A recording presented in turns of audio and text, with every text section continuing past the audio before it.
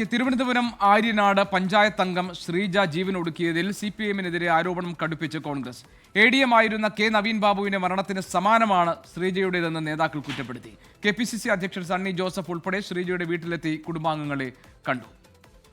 ശ്രീജ വൻപിച്ച ഭൂരിപക്ഷത്തിൽ ജയിച്ച നല്ല ഒരു പഞ്ചായത്ത് അംഗവും പൊതുപ്രവർത്തകയുമാണ്. അവർക്ക് എന്തെങ്കിലും കടബാധ്യതകളുണ്ടെങ്കിൽ അത് പിരിച്ചു കൊടുക്കേണ്ട ഉത്തരവാദിത്വം ഇവിടുത്തെ പഞ്ചായത്ത് പ്രസിഡന്റിനുണ്ടോ? പഞ്ചായത്ത് മെമ്പർമാർക്കുണ്ടോ? CPM ഏരിയ സെക്രട്ടറി ഈ വട്ടിപ്പണം പിരിക്കുന്ന പണി ഏറ്റെടുത്തിട്ടുണ്ടോ? ഗോവിന്ദ മാഷ് മുഖ്യമന്ത്രി മറുപടി പറയണം. അതേസമയം ശ്രീജയുടെ മരണത്തിലെ ദുരൂഹത നീക്കണം എന്നാവശ്യപ്പെട്ട് ആര്യനാട് പഞ്ചായത്ത് പ്രസിഡന്റ് ബിജു മോഹൻ പോലീസിൽ പരാതി നൽകി.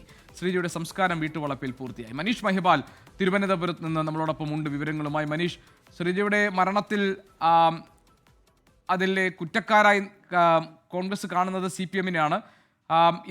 ഇതൊരു അന്വേഷണം വേണം എന്ന ആവശ്യവും അവർ മുന്നോട്ട് വെക്കുന്നത്. അതേസമയം തന്നെ പഞ്ചായത്ത് പ്രസിഡന്റ് ഈ മരണത്തിൽ ഒരു ദുരൂഹത ആരോപിക്കുകയാണ്. എന്താണ് യഥാർത്ഥത്തിൽ ശ്രീജയുടെ മരണവുമായി ബന്ധപ്പെട്ട് ഇപ്പോൾ നടക്കുന്ന അല്ലെങ്കിൽ ഇപ്പോൾ നടന്നുകൊണ്ടിരിക്കുന്ന ആരോപണ പ്രത്യാരോപണങ്ങൾ, നടപടികൾ? അതേസമയം തന്നെ ശ്രീജയുടെ ഈ സംസ്കാരം ചടങ്ങുകൾ വീട്ടുവളപ്പിൽ പൂർത്തിയായി കഴിഞ്ഞല്ലോ.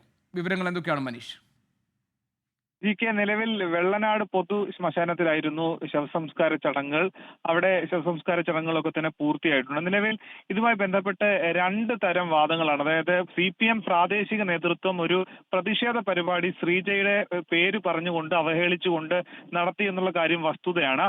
ആ സംഭവമാണ് കോൺഗ്രസ് ഇവിടെ ആയുധമായി തിരഞ്ഞെടുത്തത്. ശ്രീജയ്ക്ക് അത് അവഹേളനം നേരിട്ടു, വലിയ കടങ്ങൾ ഉണ്ടായിരുന്നു. അത് വീട്ടാനുള്ള ശ്രമത്തിനിടയിൽ CPIM ഏരിയ കമ്മിറ്റിനെ നേരിട്ട്, ഏരിയ സെക്രട്ടറി നേരിട്ട് വന്ന് ഒരു പഞ്ചായത്ത് അംഗത്തിനെ, അതും CPM-ന്റെ ശക്തി കേന്ദ്രത്തിൽ വലിയ ഭൂരിപക്ഷത്തിൽ ജയിച്ച ഒരു കോൺഗ്രസ് വനിതാ അംഗത്തിനെതിരെ ആസൂത്രിതമായി നടത്തിയ ഒരു ആക്രമണമായിരുന്നു. തദ്ദേശ തെരഞ്ഞെടുപ്പ് മുന്നിൽ കണ്ടുള്ള ആക്രമണമായിരുന്നു എന്ന വാദമാണ്, എന്ന ആരോപണമാണ് കോൺഗ്രസ് ഉയർത്തുന്നത്.